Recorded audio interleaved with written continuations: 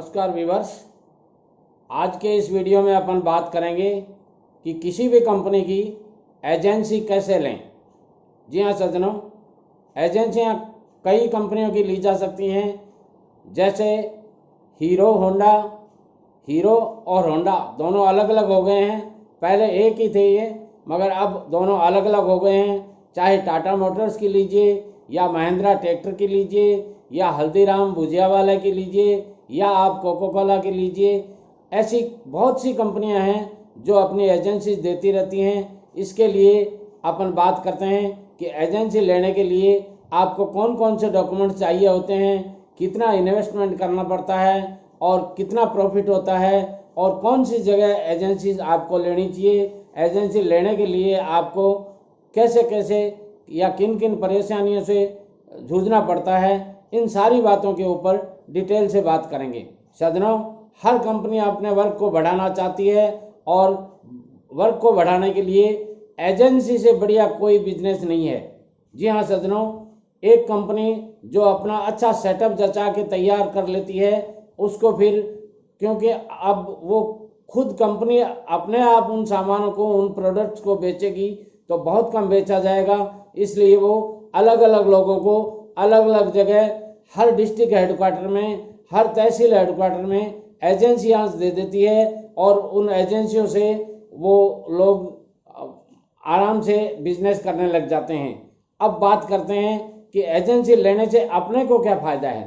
सज्जनों, अपने को फ़ायदा ये होता है कि एक तो आपको जचा जचाया कस्टमर बेस मिल जाएगा और दूसरी बात, आपको जो बिजनेस मिल रहा है, जिस कंपनी के आप एजेंसी ले रहे हैं, उनका एडवर्टाइजमेंट पहले से होया हुआ रहता है।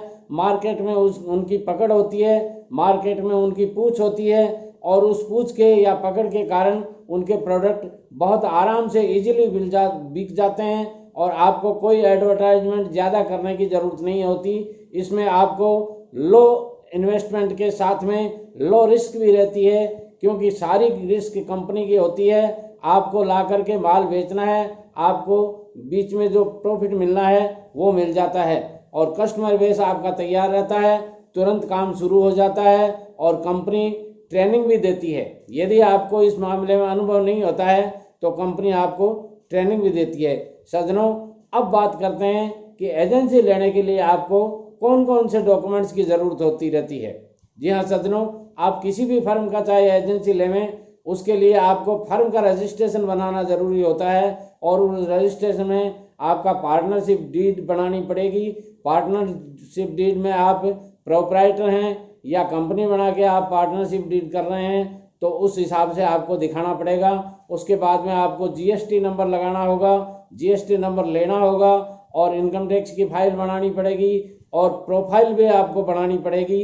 अपनी कंपनी की खुद की प्रोफाइल भी बनानी पड़ेगी और कंपनी की खुद की प्रोफाइल में क्या क्या चीज़ें होती हैं, ये बातें भी मैं आपको बता देता हूँ कि उसमें आपका एक्सपीरियंस होना चाहिए कि आपने पिछले दिनों में कौन कौन सा बिजनेस किया था और उस बिजनेस का आपको कितना एक्सपीरियंस है, किस बिजनेस में आपका एक्सपीरियंस है, उसी बिजनेस के हिसाब से आपको एजेंसी मिलती है।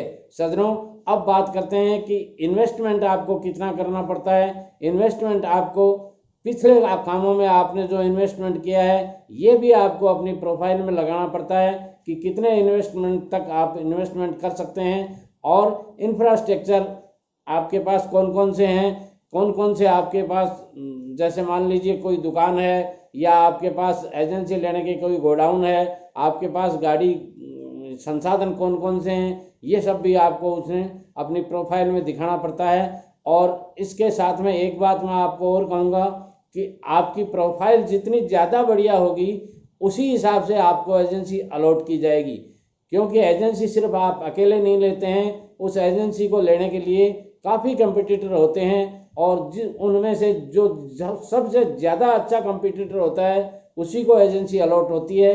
अब बात करते हैं कि एजेंसी लेने के लिए आप कैसे ले सकते हैं। एजेंसी लेने के लिए आप सज्जनों लोकल एग्जीक्यूटिव से मिल सकते हैं। लोकल एग्जीक्यूटिव का मतलब मेरा है कि आप जिस डिस्ट्रिक्ट में हैं उस डिस्ट्रिक्ट में ज़रूर उस कंपनी की जिसकी आप एजेंसी लेना चाहते हैं उसकी एजेंसी ज़रूर होगी, तो वहाँ आप जाकर के पता लगाइए कि इनके एग्जीक्यूटिव कौन हैं।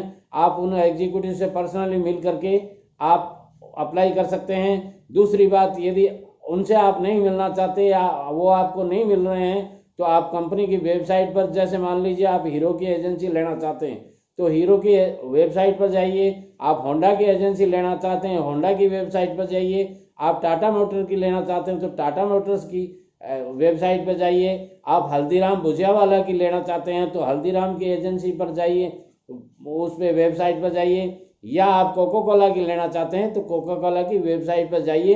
वेबसाइट पर जाएंगे तो वहाँ आपको डीलर ऑब्लिक पार्टनर, ए पार्टनर और ऑब्लिक डीलर का ऑप्शन मिलेगा और उसमें आप वेबसाइट पर जाकर के सारी बातें पता कर सकते हैं। सारी बातें वहाँ अच्छी तरह से लिखी होती हैं। उन परफॉर्मों को आप भर दीजिए और उनकी रिक्वायरमेंट पूरी कीजिए और एजेंसी ले सकते हैं। सज्जनों, इन्वेस्टमेंट कितना लगता है ये मैं आपको बताऊंगा, मगर इसमें दिक्कत ये है कि किस प्रकार की आप एजेंसी लेना चाहते हैं उसके ऊपर डिपेंड करता है। हीरो की आप एजेंसी लेते हैं उसका इन्वेस्टमेंट अलग होता है और इन्वेस्टमेंट भी लंबा होता है। टाटा मोटर के लेते हैं तो ये भी बड़ा होता है। इस तरह इन्वेस्टमेंट अलग अलग कंपनीज के हिसाब से अलग अलग होता है। सज्जनों, आपकी अपनी channel SN Sharma motivational speaker YouTube पे जाइए, सर्च कर लीजिए, सब्सक्राइब कर लीजिए चैनल को।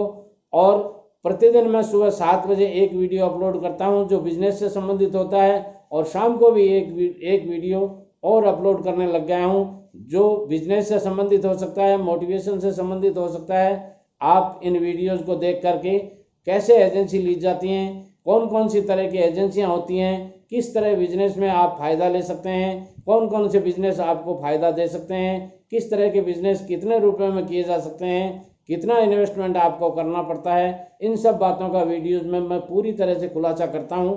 आप उन वीडियोस को देख करके अच्छे से अच्छा फ़ायदा उठा सकते हैं। मेरे वीडियो यदि आपको पसंद आते हैं दोस्तों में शेयर कीजिएगा, कमेंट्स दे करके मुझे बताइएगा कि आपको वीडियो कैसा लगा और लाइक ज़रूर कीजिएगा। नमस्कार।